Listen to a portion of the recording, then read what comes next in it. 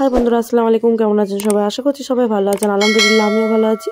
তো শীতের দুপুরে ফুলকপির রেসিপি নিয়ে চলে এসেছি। চলুন দেখা যাক কীভাবে বানিয়ে নিই ফুলকপির রেসিপি।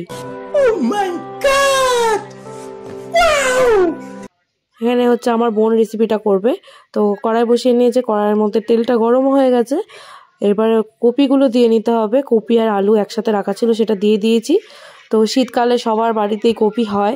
এর আগের দিনকে দিয়েছিলাম আমি ফুলকপির রাজকীয় স্টাইলের রেসিপি, তো সেটা তোমরা সবাই দেখে নেবে, আমি চ্যানেলে শেয়ার করে দিয়েছি। আর আজকের রেসিপিটা হচ্ছে ফুলকপি আলু রসা রেসিপি। তো প্রথমে হচ্ছে আলু আর ফুলকপিগুলো দিয়ে লবণ আর হলুদ দিয়ে একটু ভালোভাবে ভেজে নিতে হবে। তোমরা চাইলে ভাজা মানে অনেক ছাঁকা তেলেও ভাজতে পারো, কিন্তু ওটা খেলে ফুলকপি খেলে এমনিই গ্যাস হয়, তো ওটা খেলে আরও বেশি গ্যাসের প্রবলেম হতে পারে। এদিকে হচ্ছে চিকেন, তাই জন্য আমি অল্প তেল দিয়ে ভেজে নিচ্ছি। ফুলকপিতে বহুত তেল লাগে। আগের দিনকে আমি রান্না যখন করছিলাম তখন আমি দেখেছিলাম। আজকে রেসিপিটা করছে আমার বোন, আগের দিনকার রেসিপিটা করেছি আমি। তোমরা সবাই দেখবে, কমেন্ট করে জানাবে কেমন লেগেছিলো আগের রেসিপিটা। আজকেরটাও দেখবে পুরো ভিডিওটা, আমাকে কমেন্ট করে জানাবে আজকের রেসিপিটা তোমাদের কেমন লেগেছে। ভালো লাগলে একটা লাইক করবে, একটা কমেন্ট করবে আর শেয়ার করে দেবে। যারা যারা এখন আমার চ্যানেলটা সাবস্ক্রাইব করেনি প্লিজ সাবস্ক্রাইব করে দেবে। তো এই যেখানে আমার ফুলকপি আলু ভাজা হয়ে গেছে, এবার আমার বোন তুলে নেবে।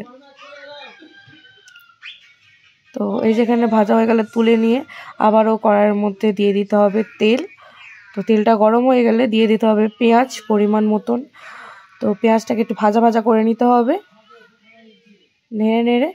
তো এই যে আমার বোন এখানে ভাজা করে নিচ্ছে নেড়ে।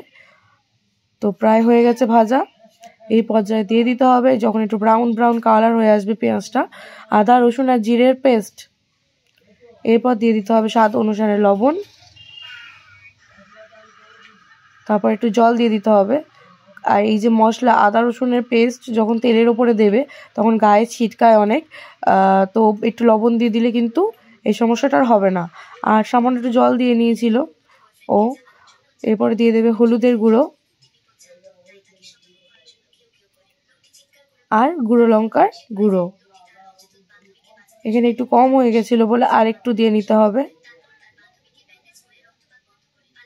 এই যে এখানে ভালোভাবে নেড়ে মশলাটাকে কষিয়ে নিতে হবে। যতক্ষণ না মশলাটা দিয়ে তেল উঠছে ততক্ষণ ভাবতে হবে। এখনও কষানো হয়নি আমাদের, তো তলা লেগে যাচ্ছিলো বলে বোন এখানে একটু জল দিয়ে দিয়েছিল। তো এবার দেখতে পাচ্ছ মশলাটা আমাদের কষানো হয়ে গেছে আর অনেকটা তেল উঠে গেছে মশলাটা দিয়ে। এই পর্যায়ে দিয়ে দিতে হবে আমাদের ভেজে রাখা আলু আর ফুলকপি। তো ভালোভাবে দিয়ে ওটাকে নেড়ে ভালোভাবে কষিয়ে নিতে হবে। বেশ কিছুক্ষণ লেগেছিল কিন্তু আমাদের ফুলকপি আলু কষাতে। তো ভালো করে ভেজে নিয়েছিলাম, তারপরেও অনেকক্ষণ কষিয়েছিলাম, কারণ আমরা কিন্তু সেদ্ধ করিনি ফুলকপিটা। যেগুলো অফ সিজনের কপি হয় না, সেগুলো একটু সেদ্ধ করে নিলে ভালো হয়, কারণ অনেকটা আমার কাছে মনে হয় গন্ধ করে। আর এখনকার কপি সেরকম কিছু নয়, টাটকা হয়, অসুবিধা নেই। তো এই যে আমরা মশলার সাথে ফুলকপিটাকে একসাথে ভালোভাবে কষিয়ে নিচ্ছি, বা আমার বোন কষিয়ে নিচ্ছে। তো সবার বাড়িতেই ফুলকপি হয় এই সময়, সবাই অনেকজন পছন্দ করে। আমার খুব একটা ভালো লাগে না, কিন্তু আমার বাবা খুব পছন্দ করে। তো ফুলকপি দিয়ে মাছ, ফুলকপি দিয়ে ডিম, তো আমার কাছে মনে হয় ফুলকপি ভাজাটা বেশি ভালো লাগে। তো এক এক দিন এক এক রকমের ফুলকপি দিয়ে রেসিপি বানাবো আর তোমাদের সাথে শেয়ার করব। তার আগে কী করতে হবে, আমার চ্যানেলটা সাবস্ক্রাইব করে দিতে হবে। আর এই যে দিয়ে দিয়েছি আমি আমার বোন পরিমাণ মতন জল। তো এটাকে দিয়ে দিলে না, মানে যেগুলো এখনও সেদ্ধ হয়নি এটা ভালোভাবে সেদ্ধ হয়ে যাবে।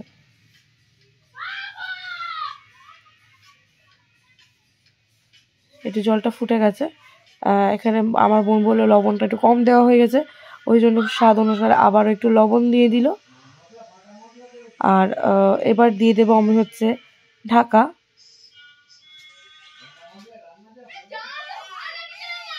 ঢাকা দিয়ে দিয়েছি। এই যে ঢাকা খুলে এখনো হচ্ছে আরেকটু হবে, তো ও দেখে নিল গলেছে কিনা। এরপরে যাই দিয়ে দিতে হবে টমেটো। তো শীতকালে তো সবার বাড়িতে টমেটো আছে, টমেটো দিলে একটু বেশ ভালো লাগে খেতে। টমেটো দিয়ে আবারও দিয়ে দেব ঢাকা। ঢাকা খুলে আমাদের রেসিপি পুরো তৈরি। কেমন লাগলো প্লিজ কমেন্ট করে জানিও, আর একটা লাইক করো, ভালো লাগলে শেয়ার করে দিও। এই যেখানে ভালোভাবে গলে গিয়েছে দেখো। আমি বলছি কই গলেছে, ও আমাকে বলছে দাঁড়া এরা দেখ গলে গেছে গলে গেছে। আমি বললাম হ্যাঁ হ্যাঁ ঠিক আছে গলেছে, আর বারবার দেখাতে হবে না, দেখাতে গেলে সব কপিগুলো ভেঙে যাবে। এই যে বারবার দেখিয়ে যাচ্ছে আমাকে, আমি শুধু ওকে রাগাচ্ছিলাম।